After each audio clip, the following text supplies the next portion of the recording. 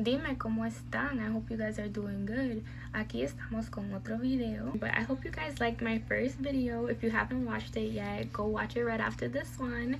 And today I have another tema for you guys. This is something that has really been on my mind a lot lately. Do you guys ever think like, why don't I have more friends? Or like, why is it so hard to make friends with other girls, other women? I struggle with that a lot. Like, don't get me wrong, I love being alone. I love spending my time by myself. But there's moments where I'm like, wow, like I should have been invited to that, or I thought we were cool. And like, it took me a while to really understand not everybody is gonna be your friend. You're not gonna click with every other woman.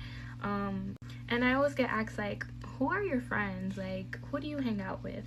And I'm just like, I never know what to answer because I don't really have like a best friend, let's say. It's kind of sad, but it's just been kind of me. And it takes a lot for me to call someone like my best friend. You don't want to be around people who can't communicate and like don't know how to articulate themselves, and you don't want to be around people who drain your energy, or like they just take advantage of you. They're inconsiderate, they're stubborn, they just want to do things their way, they just want to talk about themselves, and when you like open up, like they don't really reciprocate that energy. So it's just like, I don't even like want to be around girls who are boy crazy or like always in drama, always in chisme. But like I said in my last video, like I've always been quiet, kept to myself and reserved. But you know, you just grow out of things like that. So I don't know, I feel like we should normalize like including the quiet ones, like inviting the quiet ones out. Like, let's not leave the outcast. Let's not make people an outcast.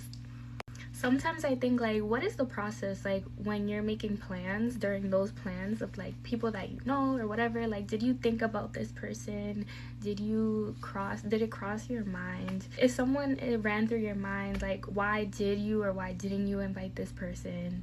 You know, let me know in the comments what you think. Because if someone is coming off as like closed off, like it could be one of those things, but it could also just be like they're really cool deep down and, you know, really down to earth.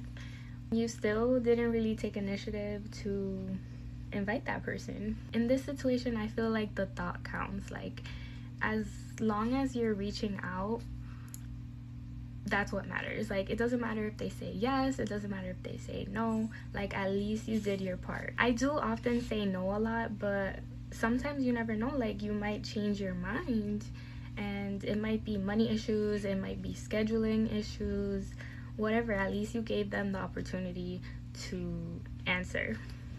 So most of the time you might feel like you end up doing things alone, and that's okay. Like, I got comfortable doing things alone, and I often get the question like, how do you do it? How do you spend so much time alone? How do you go to concerts alone? How do you go do this alone?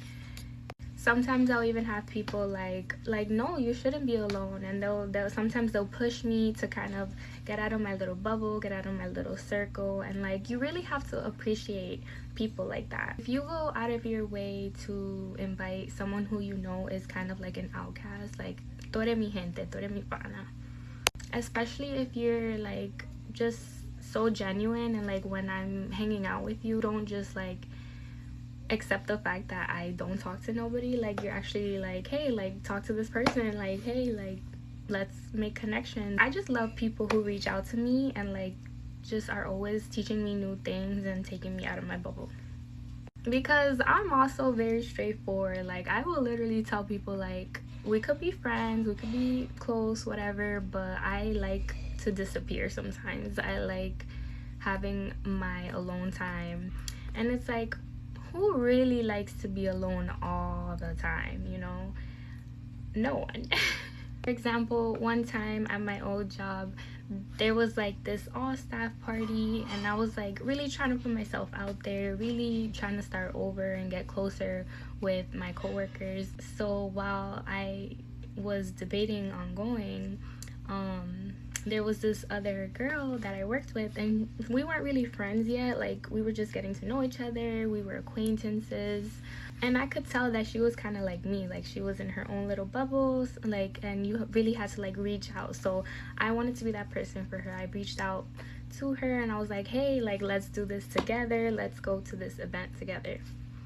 And I specifically told her, like, I haven't really made my mind up yet. Let's see how it goes, you know, especially when we get home, because it was during a work day and I didn't know how I was gonna feel because I was so overloaded with work. And I know that once I get home, I just wanna, like, descansar. So I was telling her, like, I'm gonna see how I feel when I get home. That was gonna be like my decision maker. Like, so I went home that day and I was beat up. Like, I was not feeling the vibe. I couldn't even find nothing to wear. And you know, when you're like doing your hair and doing your makeup, like kind of getting ready, and you kind of just are not feeling it. We didn't even know how we were gonna get there. We were still like communicating and like still in the process of planning it, and things were just not working out. Like, we didn't really have a car or una manera just to get there. So ultimately I just decided that it wasn't worth all this stress and I wasn't gonna go. And I'm thinking, like, this is enough time to let that person know, you know, before we go out, before they get ready and everything. But tell me how this girl got like ready right after work, and I hadn't even agreed to going 100% yet. So I told her, like, I when I was texting her while she was getting ready, I was like, I can't find nothing to wear. Like, I'm telling her I'm so stressed out and I'm so tired and I haven't ate and I can't find an outfit, you know, all these things. And now she starts pressuring me. So I'm like, she starts telling me that I led her on, which, you know, she kind of has a point. Like, I was the one who kind of like went out my way to invite her. But, you know, like, I told her straight up even before, like, I might change my mind still. And I kept in communication with her. I let her know like an hour before, and she was just kind of upset.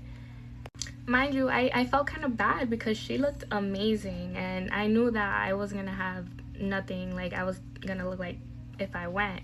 So I was like, damn, like, should I force myself to go? So whatever, I didn't go, and I don't even know if she went. I forgot. But she was kind of mad at me. But I don't regret it because I know that if I went, I would have regretted it even more. And I don't know, I like to follow my intuition. Like, have you ever heard that saying that, like, if you get so many signs and things are just not working out, then you should just stay home? Like, you should just stay inside, and it's for a reason. Like, everything happens for a reason. So I'm glad that I listened to my intuition and not the pressure of like somebody else. But that was just like one negative experience, though I'm still proud of myself for reaching out. And I know that I've had really good other experiences with other people when I do force myself to go out. So, like, I believe in that. I believe, like, sometimes I'm dreading to go out and there's no reason at all for me to be like staying home or like just dreading it, and I do end up going and it works out perfectly.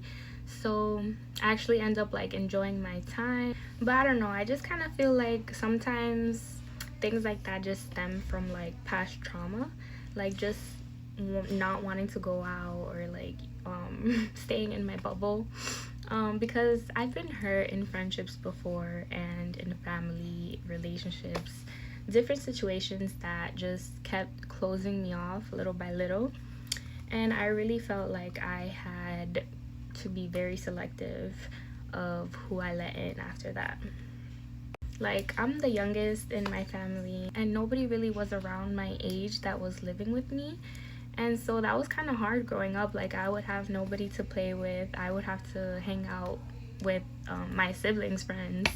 And I wasn't allowed to go to other people's houses. It's probably like a Hispanic thing. Let me know if you relate. But being the youngest, it was really hard. And I have like a really big age gap between me and my siblings. And my parents were always working. So I spent a lot of time alone, you know, like I was always that kid in the corner playing by themselves or like in the basement. And all my cousins, primos, they just were either boys or they lived like in DR. And you know, I go to DR now and I hang out with them, but like I still gotta make that trip just to see them. And so it kind of just sucks, you know. And even like sometimes like my aunts or uncles, like other people, they would just kind of like favor the older kids. Like, you know how you have so many kids and like by the end of it you're just like, ugh. Well, I felt like that's kind of how they felt about me. Like, I know they tried to make me feel inclusive, but most of the time it was like favoring the older kids in the family. And now I really try to be like that inclusive auntie to all my sobrinos, because like I just know how it feels. It just sucks because you kind of take this everywhere you go growing up, and you single yourself out a lot because it's just natural to you at this point. And I felt like I still do now as a grown-up. I try not to take those things personal, but you never know if something is like gonna go great, if the vibes are gonna be great, until you really put yourself out there and go out and be vulnerable. And sometimes you just have to ask to tag along. So I've learned that as well, that sometimes it's just my pride, my stubbornness, and when I do feel left out and like something I really want to do, like I'll go and I'll ask like, hey, can I tag along? Like, can I join? I used to also like love hosting at my old apartment, and that just kind of didn't happen anymore at some point. Because you know, hosting is a lot of work. I was like, I'd rather just be at peace than, you know, be around weird vibes. But I've learned, you know, not everybody is bringing those weird vibes. You kind of just have to, it's kind of just like a trial and error. And you can't be too hard on yourself, you know, like if it works out, it works out. And if it doesn't, then you move on.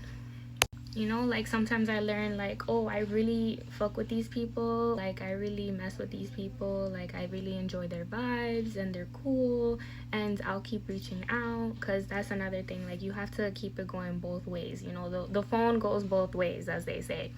But sometimes I'm like, like we cool, but we not really like friends, like we don't really vibe well together. And then there's some that I'm just like completely avoiding because I know how it's gonna go already. And this could be anybody, like I'm talking about family, friends, love interests. I really try not to be codependent of others. Like you have to enjoy your presence, whether you're alone or not alone, because you just never know like who is gonna be in your circle. And you have to be very selective but also open to that. So that's what I've been learning, and I kind of answered my question already. Sometimes I do make myself an outcast, but at least I'm putting in the effort when I need to, and just being very cautious of my vibe when others try to not include me. I don't know, I think maybe it's just best to not judge somebody based on their past or like what people say about them, the rumors. Like it's better to just go with your intuition. You know, like sometimes people just fall off because they are going through it, like they're going through a lot, they need that space, that time to really go through it. And the best that you could do is just give them that time, or just support them through it as best as you can, not like abandon them completely, you know, unless it really just isn't working out. I think what helps too is just we need to normalize speaking about how we feel and like communicate than just assume. Like if you need that space, say you need space. If you need time, say you need time. If you need support, say you need support. And the real ones, they're gonna understand. The people who are really there for you, they're gonna understand that. Not like acting weird about it, or just like never talking to you again because you asked for something, you know? You don't need to necessarily open up to everybody, but like you should create that safe space with people. You never know if someone is meant to hear your story and relate to it, learn from it, or just like bring you clarity and closure. Sometimes we do vibe and I feel comfortable with them, and so much that I even open up to them and they open up to me. Like, I've had people who I just met and we tell each other everything, things that we might have not even told other people. But it's because of how safe we felt with each other, and it's important to keep those connections. Like, even if you don't talk every day, like, you're still supporting each other, and you know that whenever you see each other again, it doesn't matter how much time passes, you're still gonna vibe because you created that safetyness with each other.